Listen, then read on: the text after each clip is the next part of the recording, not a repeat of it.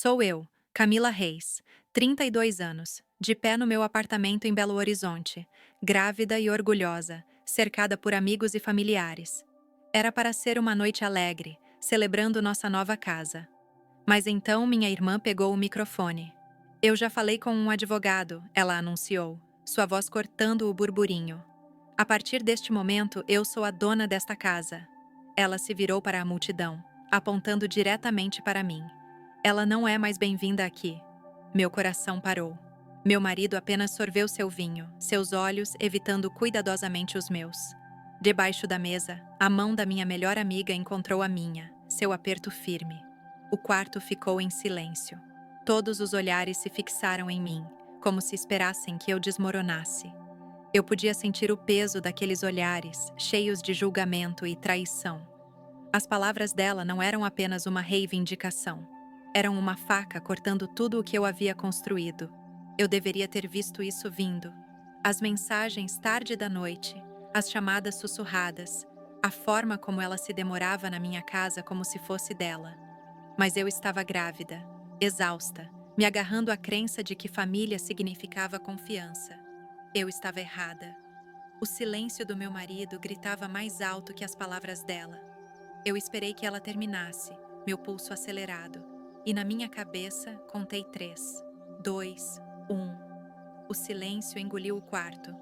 Eu me levantei, minhas mãos firmes, e peguei minha bolsa, tirando algo que ninguém no quarto esperava. Isso não era o fim, era o começo da minha luta. Uma luta para proteger a criança crescendo dentro de mim, para reconquistar a justiça e expor as máscaras de traição escondidas na minha própria família. A partir daquele momento, eu soube que não poderia mais ser a mulher fraca que eles pensavam que eu era. Eu lutaria, não importava o custo. Essa história te lembra alguém da sua própria família? Compartilhe seus pensamentos nos comentários. Às vezes, uma frase pode mudar tudo. 6 meses antes da festa, eu acreditava que Diego e eu estávamos entrando em um novo começo. Acabávamos de assinar os papéis para um apartamento de 3 quartos em Belo Horizonte, Minas Gerais. Aconchegante, cheio de luz pelas janelas amplas e, o mais importante, a primeira casa que podíamos realmente chamar de nossa, depois de anos alugando. Para mim, parecia um sonho se realizando, ainda mais especial com um bebê a caminho. Na minha mente, eu já via o quarto da nossa filha pintado de um amarelo suave, um berço branco encostado na janela para captar o sol da manhã. Diego Barros, meu marido, parecia tão animado quanto eu, pelo menos no início. Passávamos noites tardias juntos, planejando como arrumar os cômodos, escolhendo amostras de cores e rindo de catálogos de móveis excêntricos. Mas à medida que as semanas passavam, algo mudou. Diego começou a se afastar. Ele chegava em casa tarde, o telefone vibrando constantemente, os olhos grudados na tela. Quando eu perguntava com quem ele estava trocando mensagens, ele dava de ombros e dizia: "Só trabalho." Eu queria acreditar nele. Meus hormônios da gravidez me deixavam emotiva e eu não queria parecer paranoica. Então, minha irmã Sofia começou a me mandar mensagens do nada. Ela sempre foi do tipo mandona, 2 anos mais velha e agindo como se soubesse tudo melhor. "Você já pagou a parcela do financiamento?" Ela mandava. "Oh, tem certeza de que pode bancar esse lugar?" Suas perguntas doíam, como se ela duvidasse da minha capacidade de gerenciar minha própria vida. Eu ignorava, dizendo a mim mesma que era só o jeito controlador dela. Mas não parou por aí. Um sábado, cheguei em casa das compras no supermercado, os braços cheios de sacolas, e encontrei Sofia na minha sala de estar. Ela segurava uma fita métrica, avaliando minhas cortinas como se fosse a dona do lugar. "Essas não servem", ela disse, sem nem olhar para mim. "Você precisa de algo mais chique para uma casa como essa." Eu congelei, meu estômago se revirando. Como ela tinha entrado? Quando perguntei, ela acenou a mão. "Diego me deu uma chave. Disse que você não se importaria." Eu me importava muito, mas mordi a língua, não querendo brigar com minha irmã enquanto grávida.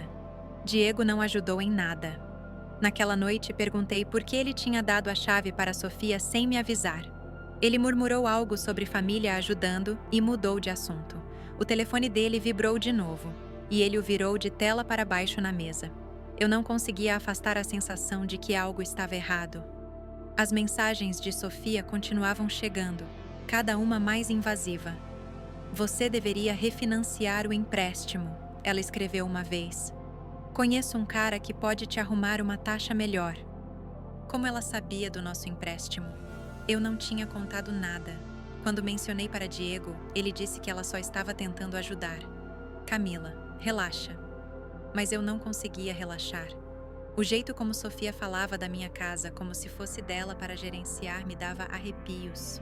Mariana, minha melhor amiga desde a faculdade, notou a mudança em mim.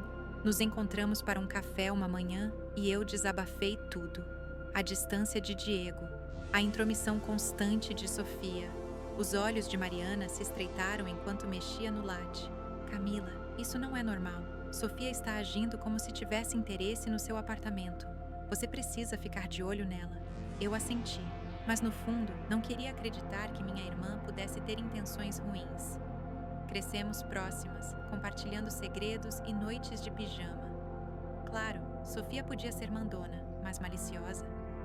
Eu não estava pronta para isso. Ainda assim, as palavras de Mariana ficaram comigo. Comecei a prestar mais atenção nos comentários de Sofia, nas visitas não convidadas. Um dia, peguei ela folheando papéis na bancada da cozinha. Contas, documentos do financiamento. "Só curiosidade", ela disse com um sorriso que não chegava aos olhos. Meu desconforto crescia, um nó apertado no peito. Tentei me convencer de que era nada, que família não trai família. Mas toda vez que Sofia aparecia, toda vez que Diego desviava das minhas perguntas, aquele nó apertava mais. Eu começava a me perguntar o que eles estavam escondendo e por quê. Uma tarde, cheguei em casa e encontrei Sofia na minha sala. Ela estava rearrumando as almofadas do sofá, jogando as azuis que eu tinha escolhido no chão como se não pertencessem ali. Seus saltos batiam forte no piso de madeira, os olhos varrendo o espaço com uma careta. "Esse lugar precisa de uma reforma séria", ela disse, sem nem olhar para mim. Eu parei na porta, as sacolas de compras pesadas nos braços. "Sofia, o que você está fazendo aqui?" perguntei, a voz tensa. Ela se virou, o sorriso frio e calculado. "Estou ajudando, Camila. Esse apartamento merece melhor que as suas escolhas." Meu peito queimava. "Ajudando?" Ela não tinha pedido para entrar, nem batido na porta. Quando exigi saber como tinha entrado, ela deu de ombros. "Diego me deu uma chave. Disse que era ok, já que ajudei com a entrada." Meu estômago se revirou. Ajudou? Isso era mentira. Eu tinha colocado cada centavo das minhas economias, ganhas com anos de noites em claro no meu emprego de marketing, nesse apartamento. Sofia não tinha contribuído com R$1. Larguei as sacolas, as mãos tremendo. "Você não ajudou em nada", eu disse, tentando manter a voz firme. Sofia ergueu uma sobrancelha, impassível. "Ah, Camila, não seja dramática. Eu tenho apoiado você e Diego por anos. Esse lugar é tão meu quanto seu." Suas palavras bateram como um tapa. "Apoiado?" Ela nunca nos emprestou dinheiro. Nunca ofereceu mais que suas opiniões constantes. Eu queria gritar, mas me contive, a gravidez me deixando frágil, como se um movimento errado pudesse me quebrar. Naquela noite, esperei Diego chegar em casa. Ele entrou, o telefone vibrando como sempre, e mal olhou para mim. "Por que Sofia tem uma chave?" perguntei, o tom afiado. Ele suspirou, afrouxando a gravata. "Ela só está tentando ajudar, Camila. Você está exagerando." Exagerando? Senti o ar sumir do quarto. Ele se virou, checando o telefone de novo, e eu vi uma notificação de e-mail antes que ele inclinasse a tela. Na manhã seguinte, enquanto Diego estava no banho, peguei o laptop dele. Meu coração batia forte enquanto abria os e-mails, algo que nunca tinha feito. Lá estava, uma conversa com Sofia intitulada Documentos do Apartamento. Ele tinha enviado nosso contrato de financiamento, o que eu tinha assinado sozinha porque o crédito de Diego não era bom o suficiente. Por que ele compartilharia isso? Minhas mãos tremiam enquanto rolava as mensagens. "Ela não precisa saber", Sofia escreveu. Nós cuidamos disso. Cuidar do quê? Tirei uma foto da tela com o meu celular, a mente acelerada. Isso não era só intromissão. Era algo maior, algo planejado. Liguei para Mariana e nos encontramos em uma lanchonete perto do meu trabalho. Sobre fritas gordurosas e café fraco, contei tudo.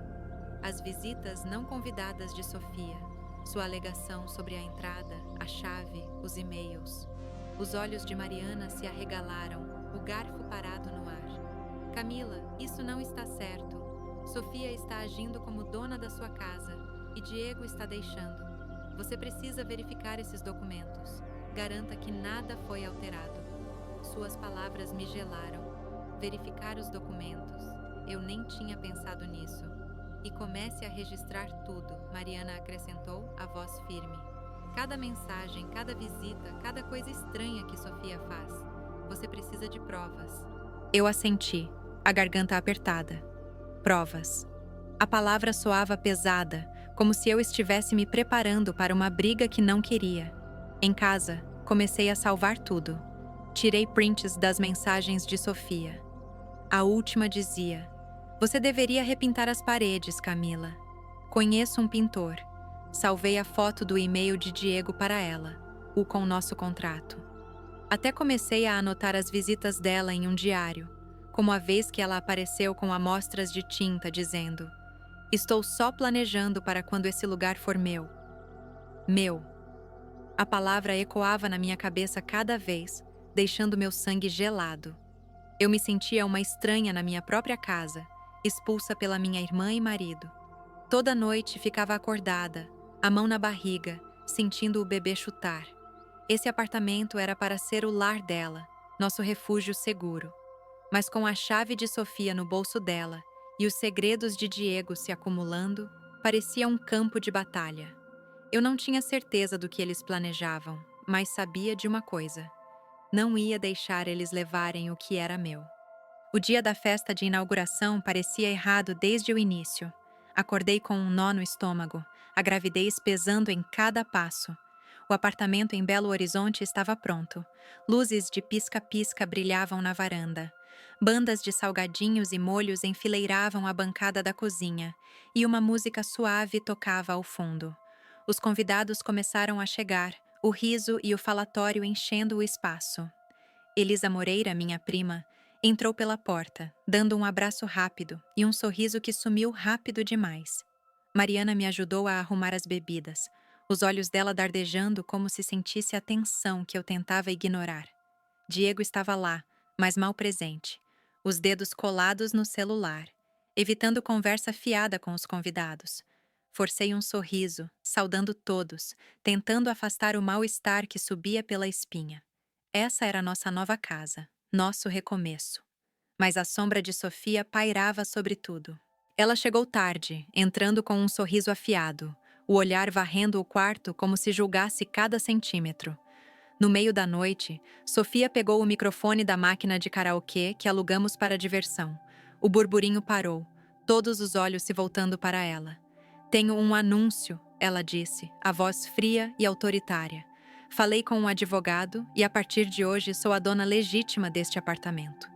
Meu fôlego travou, o coração batendo forte nas costelas. Ela apontou para mim, os olhos brilhando.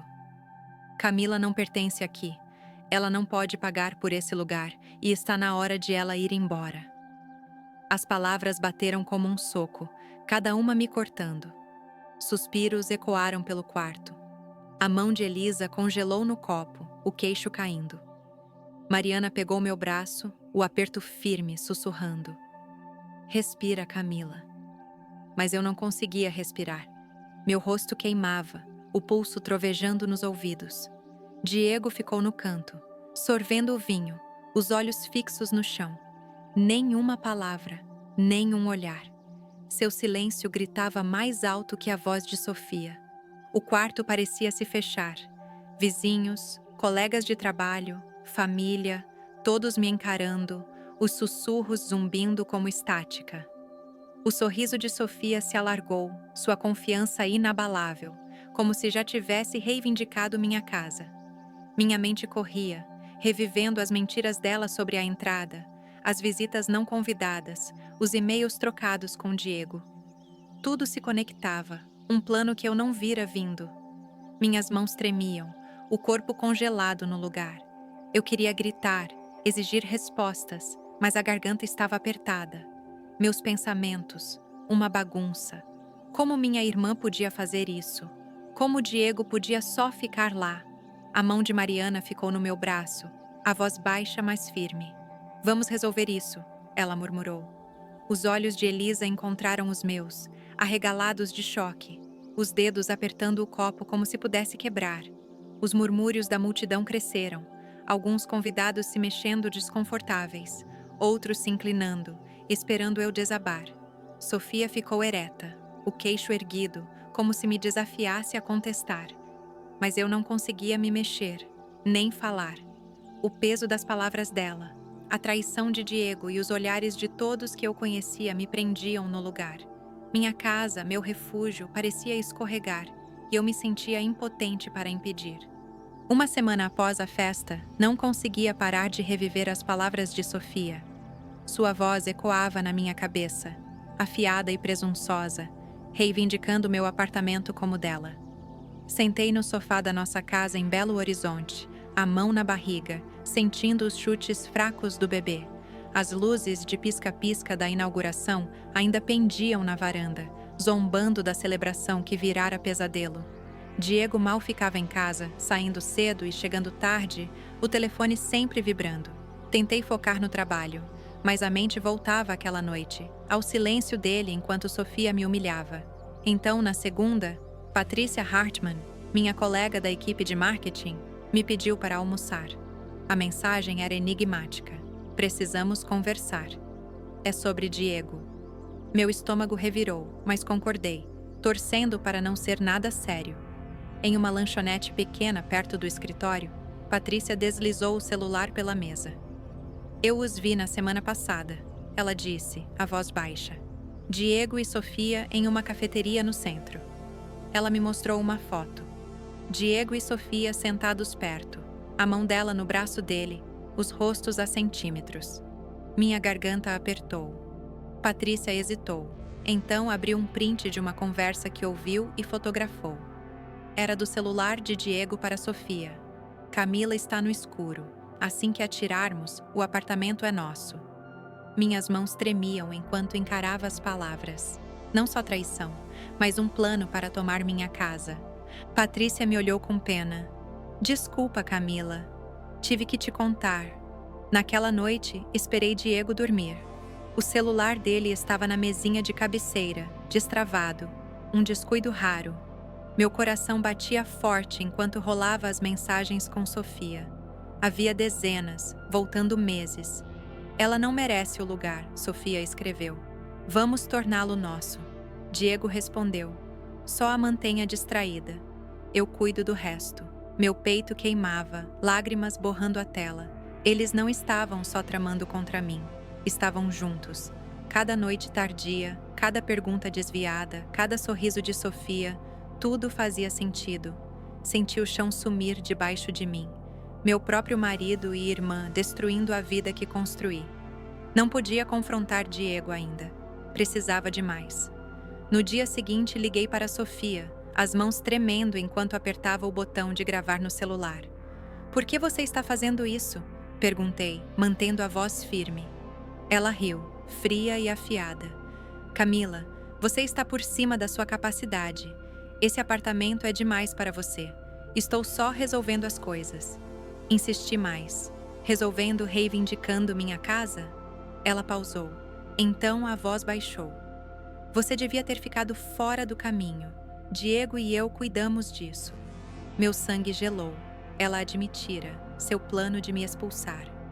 Salvei a gravação, o coração acelerado, mas a determinação endurecendo. Encontrei Mariana na casa dela aquela noite, o celular cheio de prints e o arquivo de áudio. Ela ouviu a gravação, o queixo apertado. Isso é nojento, ela disse, a voz feroz. Eles estão tentando roubar sua vida, Camila. Você precisa revidar. Ela me ajudou a organizar tudo. Prints dos textos, a foto de Patrícia. O contrato de financiamento no meu nome, a confissão gravada de Sofia. Você tem o suficiente para um advogado, Mariana disse, os olhos firmes. Eles não vão escapar. Assenti, a garganta apertada. A traição cortava fundo. Diego, com quem construía um futuro, e Sofia, minha própria irmã, trabalhando juntos para me destruir. Mas algo mudou dentro de mim. Não era só mágoa, era raiva. Essa era minha casa, o futuro do meu bebê. Eles me subestimaram, e eu estava cansada de ser o peão deles. Eu lutaria, não só pelo apartamento, mas por mim mesma. Empacotei minhas malas e me mudei para o apartamento de Mariana na manhã seguinte. O ar de Belo Horizonte parecia pesado enquanto deixava a casa pela qual lutei tanto, a gravidez fazendo cada passo doer. Ficar sob o mesmo teto que Diego era insuportável após a traição. Mariana me recebeu com um abraço apertado, o quarto de hóspedes já arrumado com cama e toalhas limpas.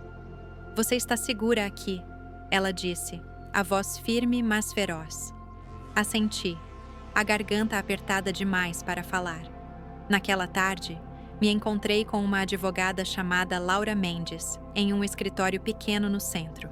Expus tudo, a falsa alegação de Sofia sobre a entrada, as visitas não convidadas, os e-mails trocados com Diego sobre nosso contrato de financiamento e a gravação onde ela admitia querer me expulsar para tomar o apartamento. Mostrei também a foto que Patrícia enviou, os textos confirmando o caso de Diego e Sofia e o plano de me expulsar.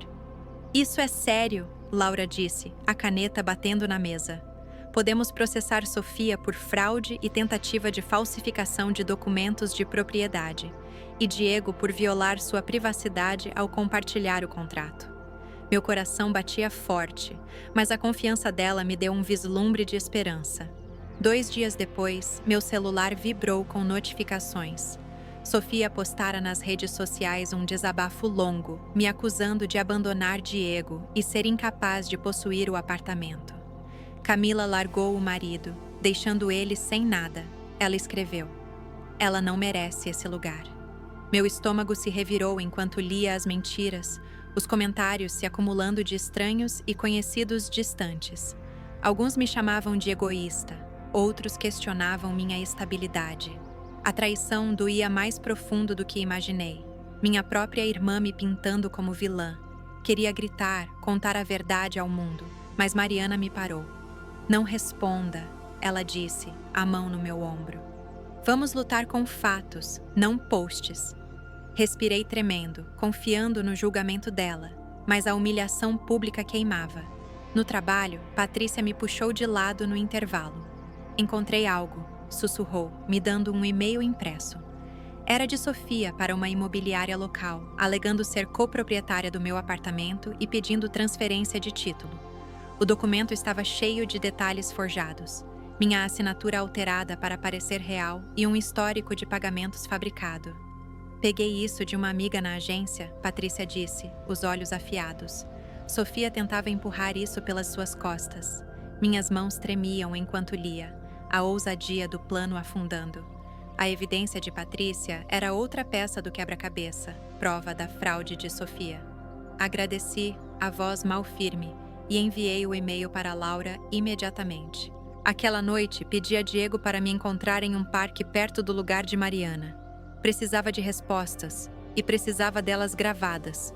Meu celular no bolso registrando enquanto ele se aproximava, o rosto tenso. "Por que, Diego?" perguntei, a voz baixa mas firme. "Por que, Sofia?" "Por que minha casa?"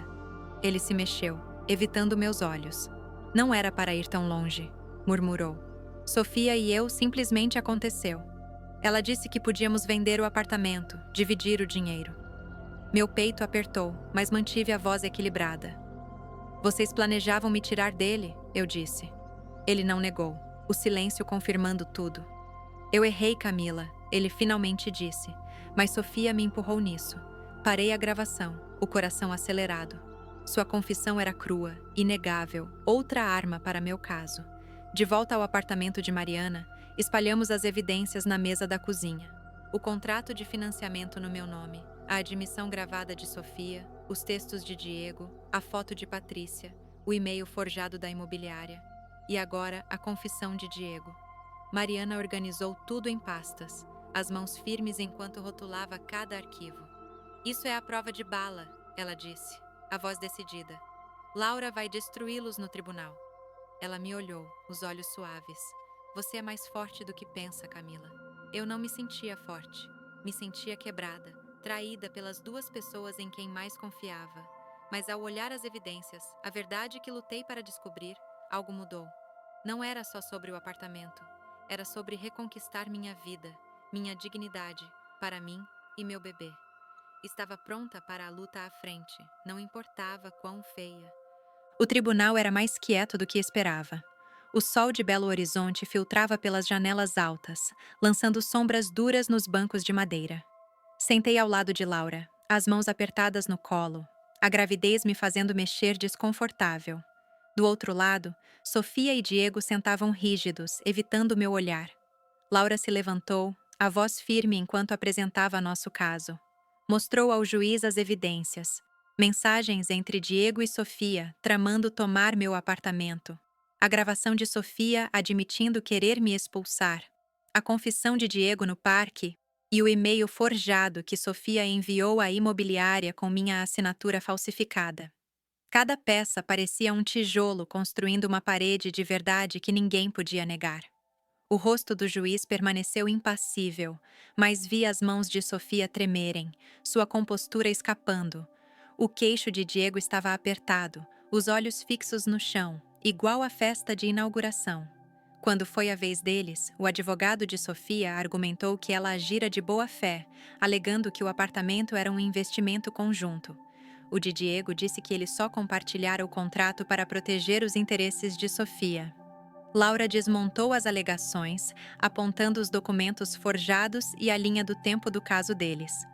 O juiz se inclinou para frente, a voz afiada enquanto questionava Sofia sobre o e-mail. Ela gaguejou, o rosto corado, incapaz de explicar a assinatura falsa. Diego ficou em silêncio, sem defesa. Após o que pareceu horas, o juiz decidiu. O apartamento era meu, só no meu nome. Sofia e Diego não tinham reivindicação legal. A martelada do martelo aliviou um peso do meu peito. Olhei para Mariana na galeria, seu aceno firme e orgulhoso. O juiz não parou aí. O e-mail forjado de Sofia acionou uma investigação criminal por fraude. Sussurros a seguiram para fora do tribunal, sua reputação na comunidade desmoronando. Vizinhos que viram suas postagens nas redes agora viravam as costas, a confiança nele sumida. Diego foi ordenado a pagar danos compensatórios por violar minha privacidade, um golpe financeiro que deixou seu rosto pálido. Logo após a decisão, fui ao escritório de Laura e assinei os papéis do divórcio, a mão firme apesar da dor no coração. Diego não era o homem com quem casei, e eu não ia deixar ele definir meu futuro. Os papéis foram protocolados aquela tarde, cortando nosso laço para sempre. 2 meses depois, dei à luz minha filha, Iris, em um quarto de hospital cheio de sol. Mariana estava lá, segurando minha mão enquanto eu a segurava pela primeira vez, seus dedinhos se enrolando nos meus. O nome dela parecia certo, um símbolo de crescimento após tanta dor. Me mudei para um novo apartamento em Belo Horizonte, um lugar menor com janelas grandes e uma varanda só para nós. Mariana me ajudou a desempacotar, o riso dela enchendo o espaço enquanto pendurávamos cortinas novas e montávamos o berço de Iris. Sofia e Diego sumiram da minha vida, sem ligações, sem mensagens, sem desculpas.